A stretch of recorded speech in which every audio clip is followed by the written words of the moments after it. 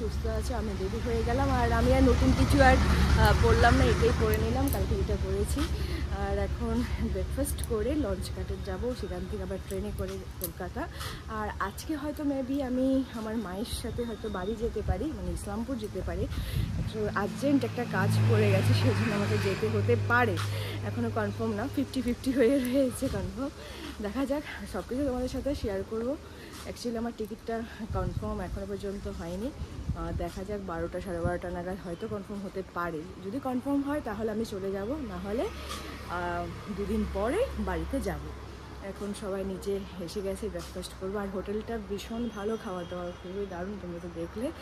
তো যাই হোক, এখন ব্রেকফাস্টটা করি, আস্তে আস্তে যেতে হবে হোটেলকে। টাটা বাই বাই করে।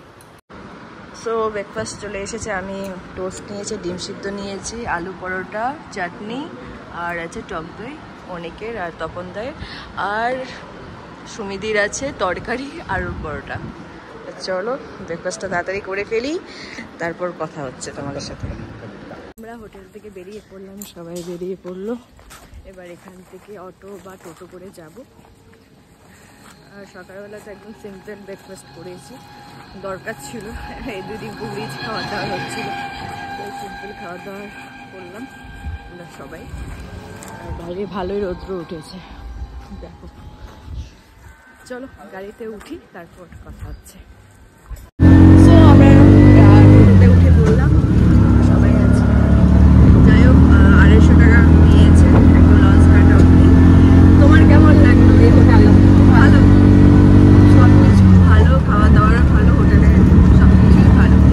চলো লঞ্চ ঘাটে যাওয়া যাক, ভীষণ গরম বাইরে।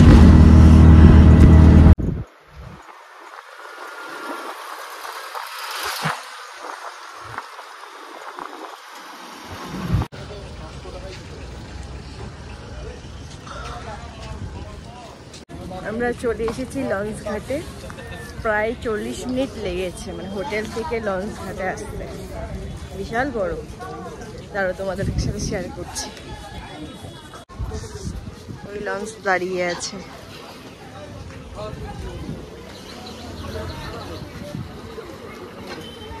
আর এটা হলো টিকিট কাউন্টার।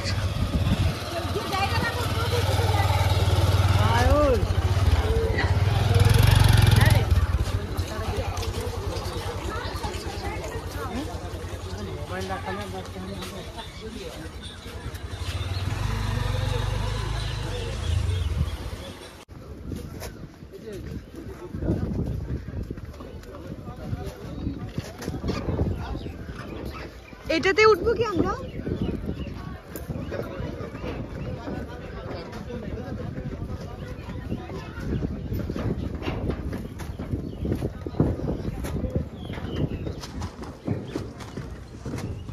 আমরা চলে এসেছি এই ঘাটে, এখন নামবো। ভিড় আছে ভালোই।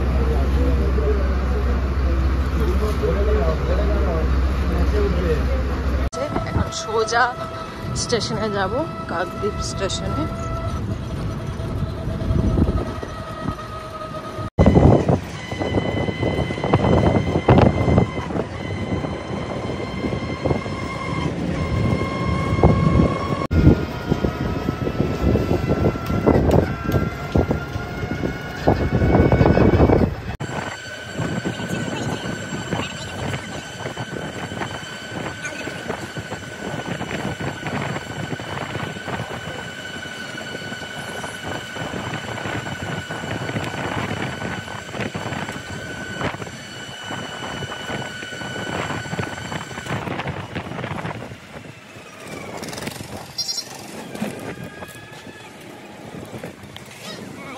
কাকদ্বীপ স্টেশন চলে এসেছি আমরা।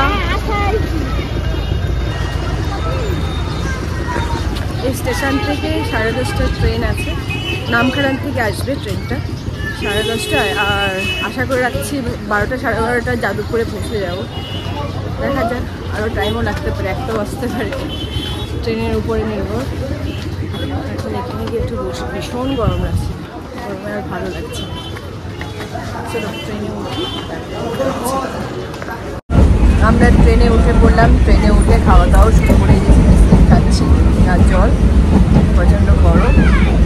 আর অনেক বসে আছে, পাশে সুমিদি, তপনদা, সবাই একসাথে বসে আছি।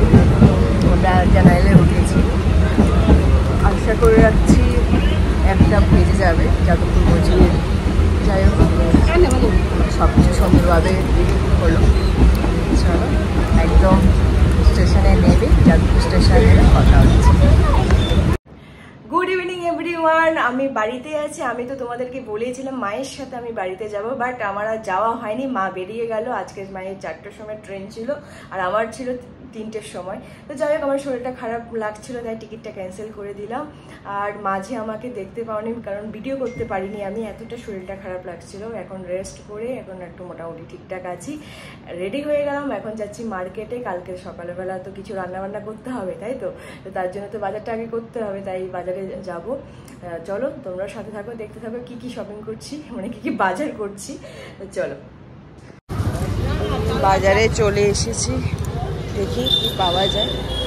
আজকে তো মাছের দোকান, মাংসের দোকান কিছুই বসেনি। যাই হোক, এখান থেকে মাংসটা নিয়ে নেব। আদা নিয়ে আসি। সো মুদিখানার দোকানে কেনাকাটা হয়ে গেছে, এবার মাংসের দোকানে যাব। চিকেনের দোকানটা কত করে চিকেন? 240, 1 কেজি দাও।